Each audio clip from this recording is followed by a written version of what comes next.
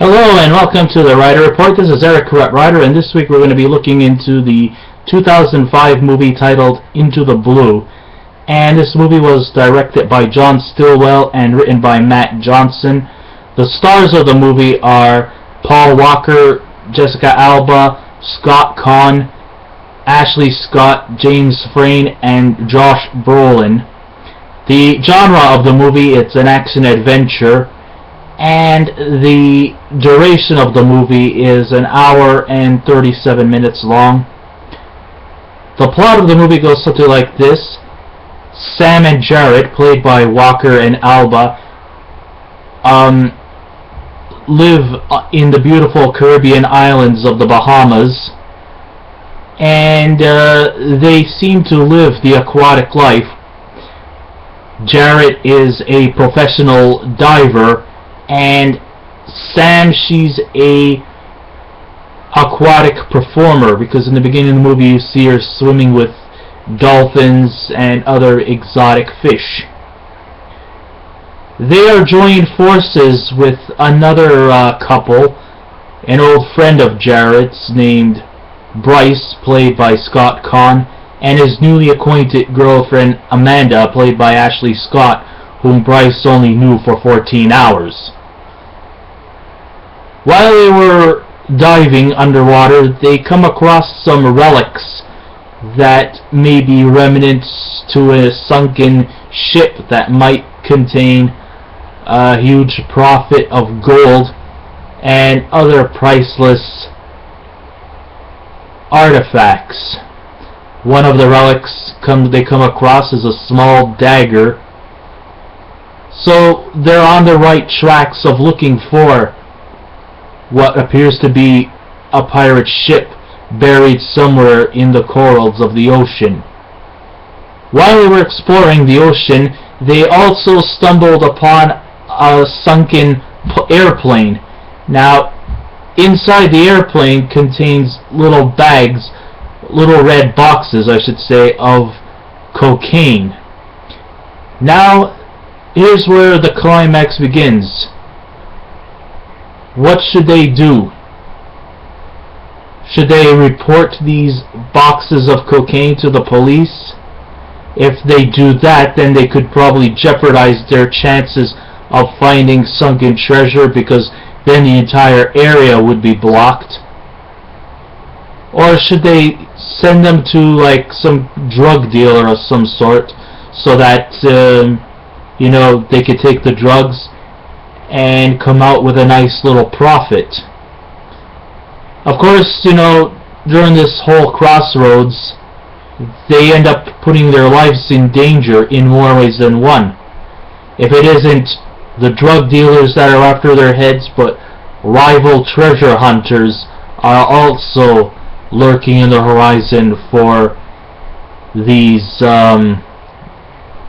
this sunken pirate ship or other essential relics.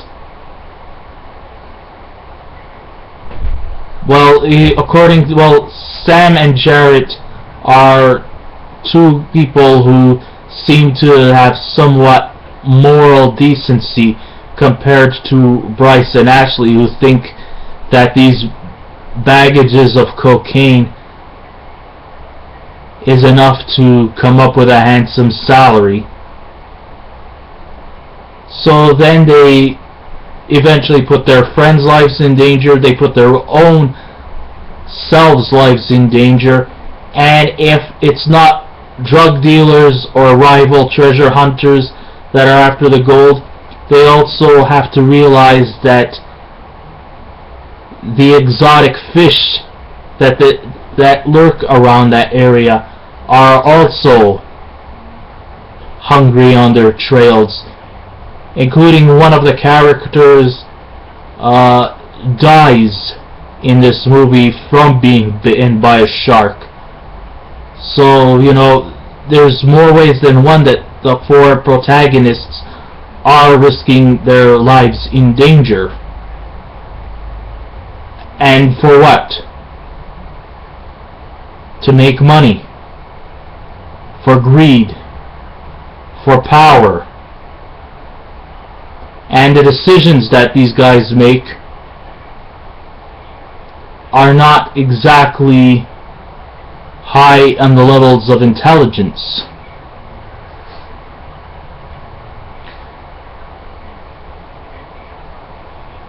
Here is sort of like my opinion of this movie. If you're looking for an intelligent script with an interesting climax, provocative characters,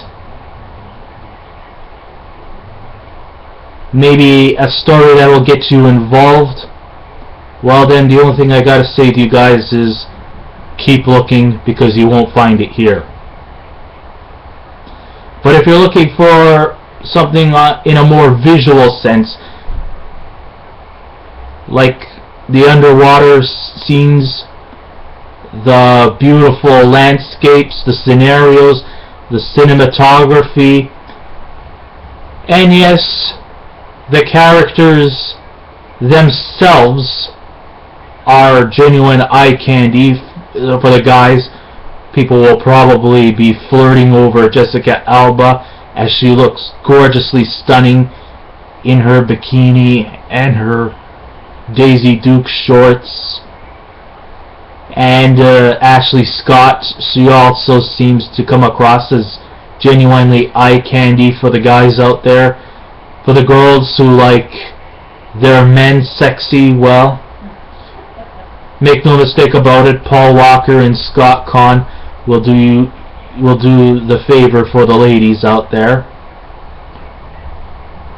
But if you're here to listen to intellectual dialogue, a gripping story, scintillating characters, well-developed characters, well then it's best to look elsewhere, because you don't find it here. I think the only character that comes across as close to being engaging is Josh Brolin's character as Bates. I mean, one minute, you know, he looks like a friendly, down-to-earth friend of Paul Walker's character, Jarrett. But then once news comes around about the boxes of cocaine and the relics to a pirate ship, you know, he starts to become a turncoat.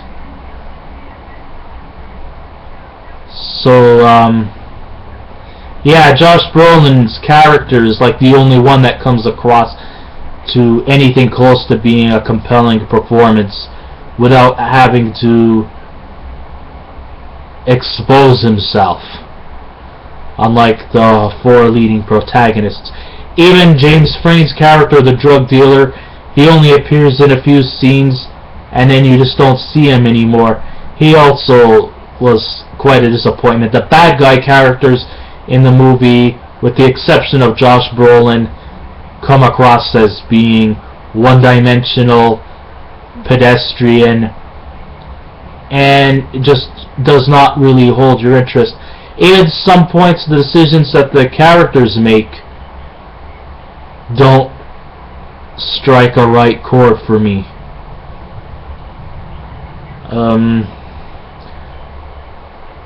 Maybe Scott Caan's character,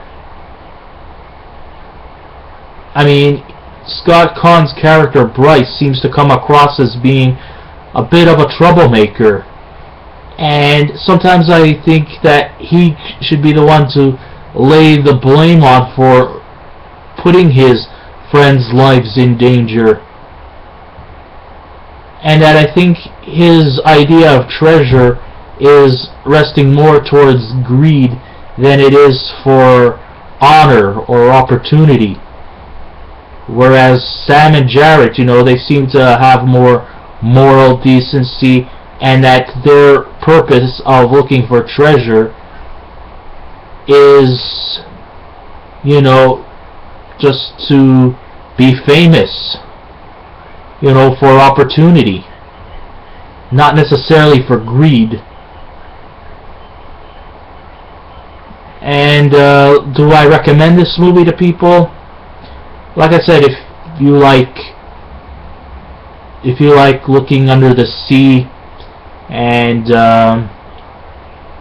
if you like the aquatic life or looking at wonderful exotic fish, you know, it is a visual delight. And I think the meal ticket to this movie is the cinematography. But even that does not save the movie from the pedestrian script, the terrible characters, the stupid situations they all face. Even the direction could have had some more editing. And I think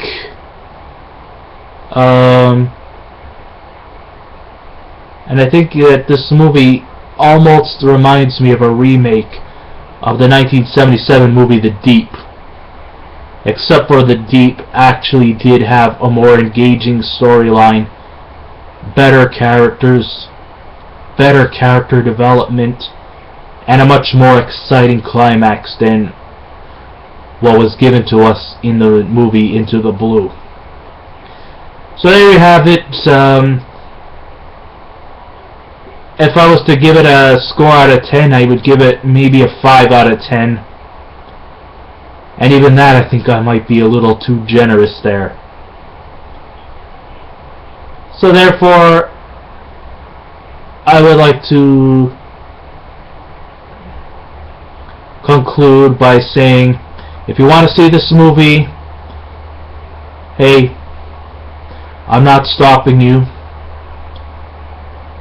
But I don't think this movie should have ever been in the theaters. I think this movie should have been direct to video, and I think there's actually a sequel that came out 2-3 years later, and I don't know why, because the first installment was pretty awful. What makes you think the sequel is going to be any better? Anyways, thank you for listening to me. If you have any comments, you know, please be polite. And I hope you write to me soon. Thank you very much for your time. And to all, have a good day.